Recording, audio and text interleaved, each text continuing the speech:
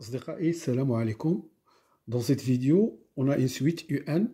Il est défini comme ça. 1 sur n, facteur de 1, plus cos carré de p sur n, plus cos carré de 2p sur n, plus et ainsi de suite jusqu'à cos carré de np sur n.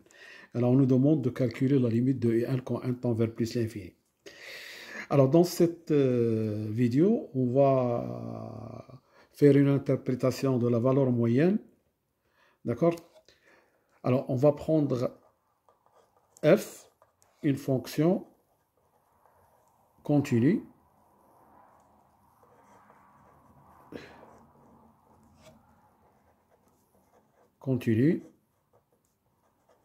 sur AB.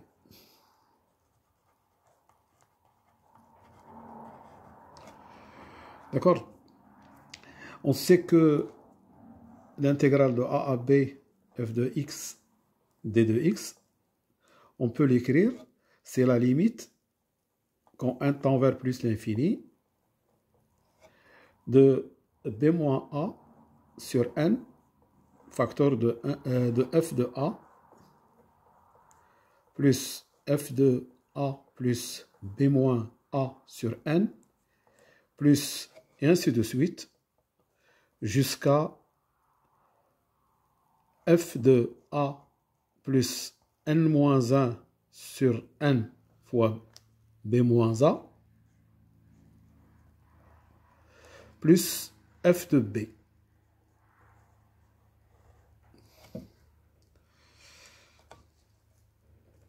Et ça, je peux passer maintenant à 1 sur b moins a, l'intégrale de a, b, f de x, d de x. C'est égal à la limite, quand n tend vers plus l'infini, de 1 sur n, d'accord, j'ai divisé par b moins a, ici. Alors, qu'est-ce qui me reste? 1 sur n, f de a, plus f de a, plus b moins a sur n, plus f de a plus 2 fois b moins a sur n, ainsi de suite, jusqu'à f de a plus n moins 1 sur n, b moins a, plus f de b.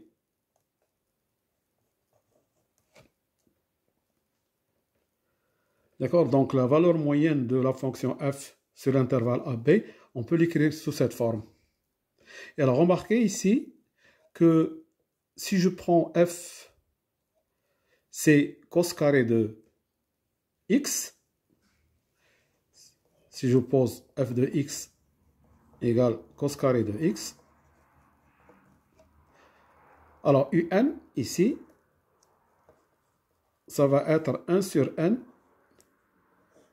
f de 0, plus f de p sur n, d'accord, plus f de 2pi sur n, et ainsi de suite, jusqu'à f de npi sur n.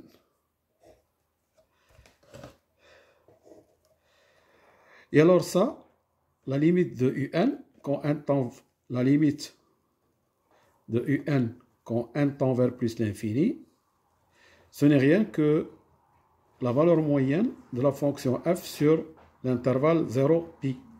Donc c'est 1 sur b moins a, c'est pi, l'intégrale de 0 à pi, f de x d de x. D'après ça. Et alors donc, je peux l'écrire 1 sur p, l'intégrale de 0 à pi, cos carré de x, d de x. Que je peux encore écrire 1 sur p, l'intégrale de 0 à p. Alors, cos carré de x, c'est 1 plus cos 2x sur 2. 1 c'est cos carré plus sinus carré. Cos 2x c'est cos carré moins sinus carré. Donc je vais avoir 2 sur 2. D'accord? D de x. Donc c'est 1 sur P. L'intégrale de 0 à P. Donc je passe maintenant au primitif. 1 demi c'est x sur 2, ça primitif. Et cos x c'est sinus 2x sur 2. Avec un 2 ici, ça fait sur 4. Entre 0 et pi, d'accord? Donc la primitive de 1 demi c'est x sur 2. Primitive de cos 2x c'est sinus 2x sur 2. Avec ce 2 ça donne 4. Et maintenant si je remplace x par pi sur 4, je vais avoir 1 sur par pi, je vais avoir